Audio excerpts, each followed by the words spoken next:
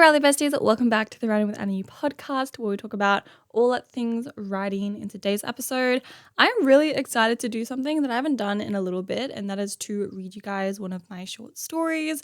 I've done a couple on this channel. I've even done like an audiobook for one of my manuscripts, but you guys seem to really like my reading voice, and I've just heard some positive feedback from my stories.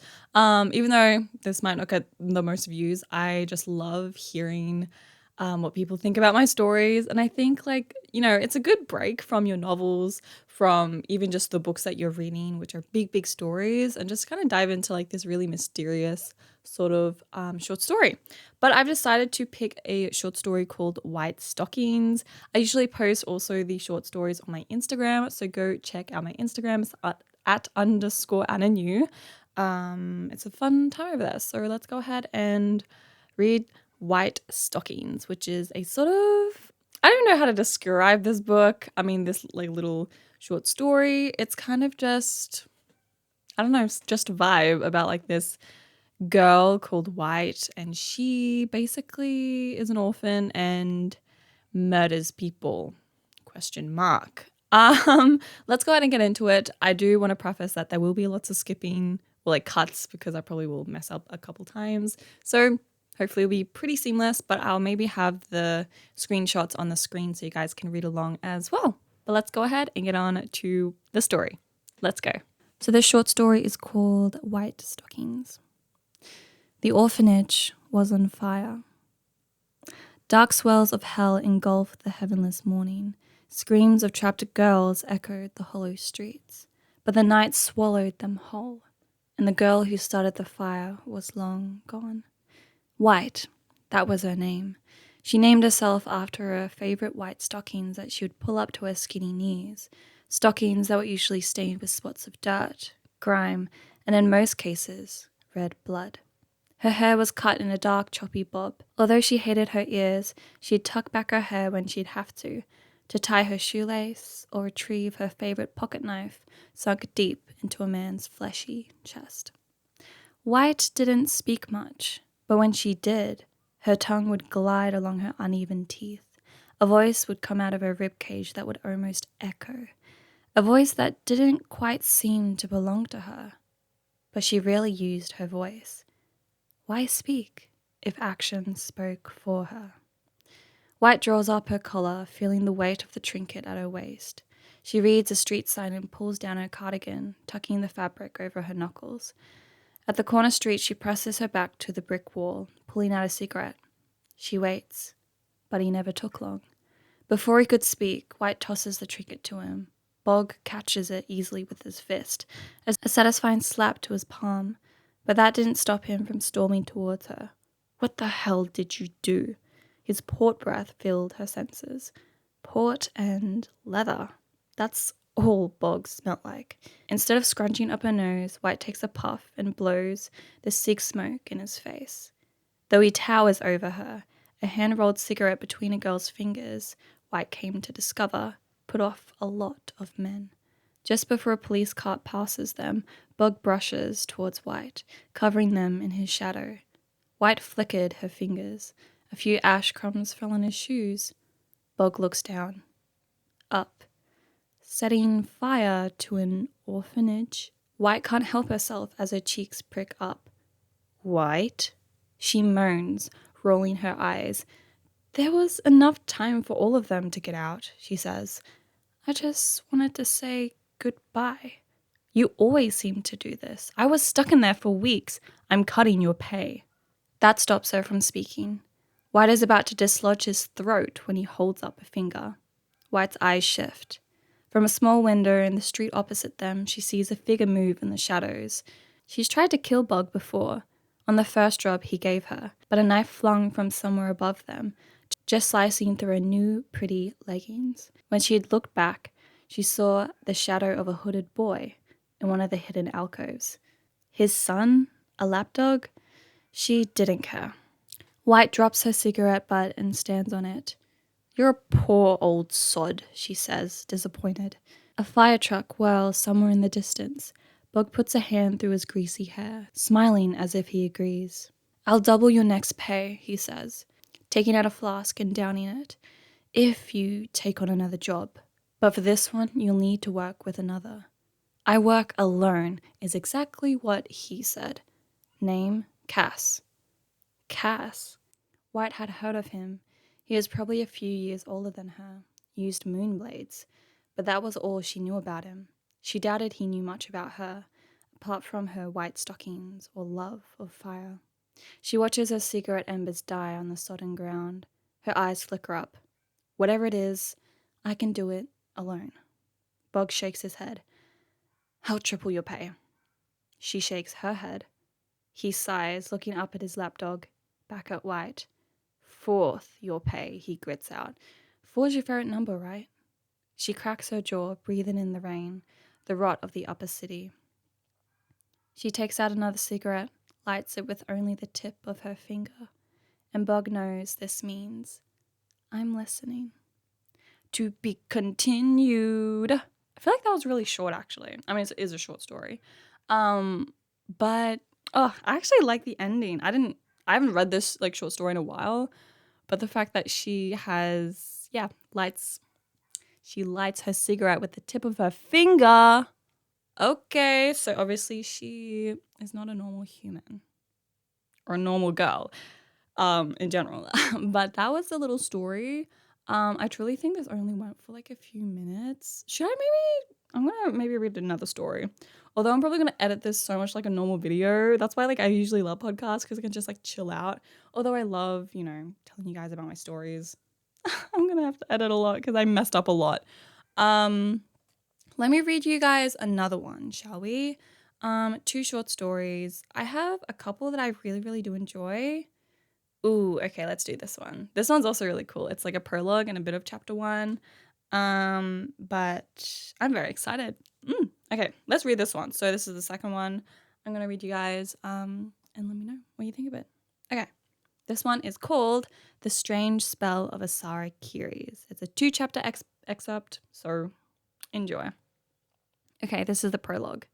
The stars were falling, but Asara Kiris didn't care. The girl walked slowly down the center dais of the Academy Library. The long hall echoed with the muttering of too late protection spells spoken from the walls. Above, the painted ceiling of the Academy cracked, paint turning to porcelain. Countless wardens began to wake from their lucid trance Asara had cast. They blinked blindly at the crumbling state around them. But it was too late. Yes, the prestigious Elria, Academy of Sorcery, home to the Book of All Magic, the very first relic of all spells in mage history, was crumbling. Asara grins, throwing her arms wide as the tower quaked around her. The wardens begin to move their hands. Fire begins to spit from the sky. The world bends and snaps as Asara brings the book high in front of her, the pages flapping wildly like a bird being held against its will. Tell me, what can you do with an academy dropout? She asks above all the magic and the noise. She brings a pen to the blank page, writing her own script into the ancient relic. And as if in slow motion, the wardens release their spells. The fire ignites around her, the air warping her very own skin and teeth.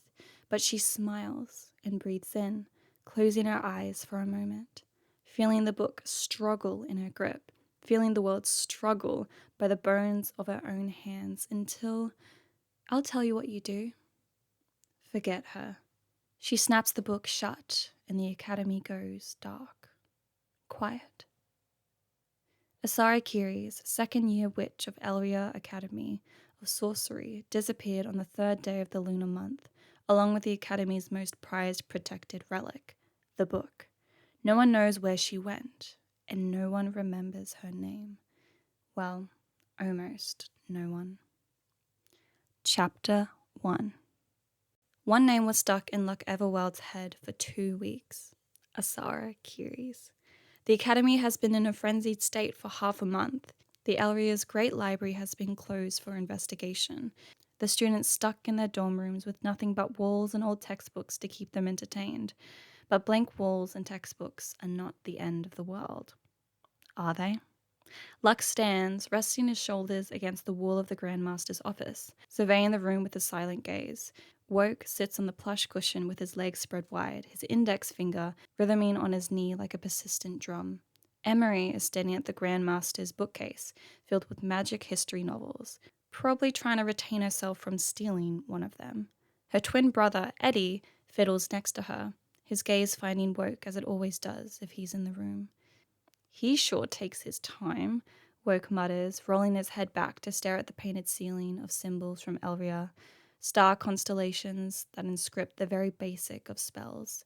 He must be really bored. Emery picks a book from the bookcase, clearly unable to restrain herself. She flicks to the first page. Hush, you're being so impatient. You know, the master is a busy man. She looks up from her book and smiles. Oh, but you wouldn't understand that, I presume. Well, you being woke and all. Woke rolls his eyes over to her in a slow, ambiguous change of expression. He shifts her eyes over to Eddie, who blinks. You agree with me, don't you, Ed? Woke rolls himself up from his chair and paces the room, ready to rant. Luck sighs silently in the corner. Here he goes. It's been 2 weeks, and no one has done anything around here. That spell is not being reversed until my second grandson is born. Why, you can't kill a sin if the sinner is the very essence himself. Shouldn't have woken the woke, Emery mutters, regretfully turning back a page of her novel. But he goes on. Instead, we sit here as if our legs are chopped and give no chase. We serve nothing until he is caught. It's the reason I ascended with you bloody people. You say that as if it were a choice, Luck comments quietly, flicking his silver eyes up to Woke. Like we were chosen to come to this meeting, we were chosen to be a part of the four. Woke rakes a hand through his hair, about to speak, but Luck intervenes again, with his ever-leveled voice. Do you know what happens when a spell is cast? If it's done hastily, it backfires. If it's recited improperly, it diverges. Woke sighs, waving his hand. Okay, out with it. Spare with me my first spell casting class, will you, Luck? What I'm trying to say is the spell did neither. That was no spell from the true book.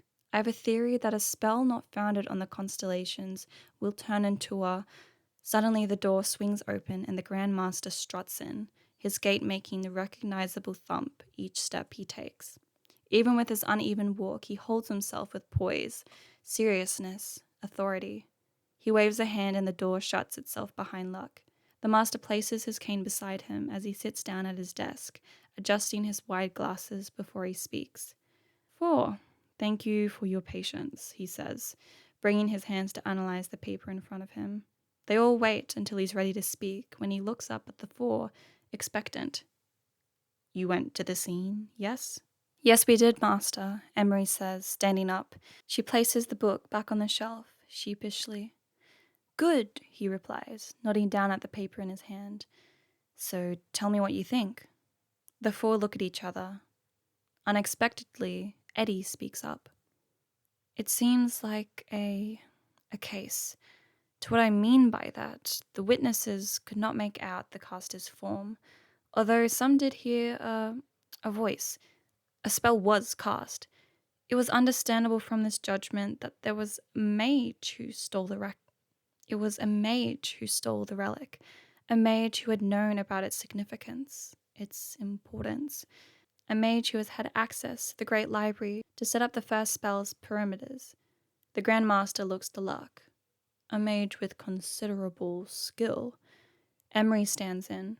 It may be bold to presume, but we have reason to believe that there are leads to if this thief was a teacher or a student, Luck whispers, flicking his eyes up to the master. A student? The master queries with an air of interest, his full attention falling to Luck. There is suspicion, yes. The Grand Master stands up, his hands splayed on his wood oak table. And what suspicion is that? Luck swallows. Still investigating, sir. He raises a brow, but lets it go. In any case, the Academy has used your talents for many troublesome matters, but this has to be the most important project you've undertaken so far. He meets each of the four's eyes. The book is not entirely integral to the magic at the Academy, but it is still an irreplaceable relic from the Celestials. It may hold more symbolic importance than you might first presume. I trust you retrieve it at all costs. Each of them nod, understanding their task. The master sit down. Dismissed. Ooh, ooh. That is it, guys.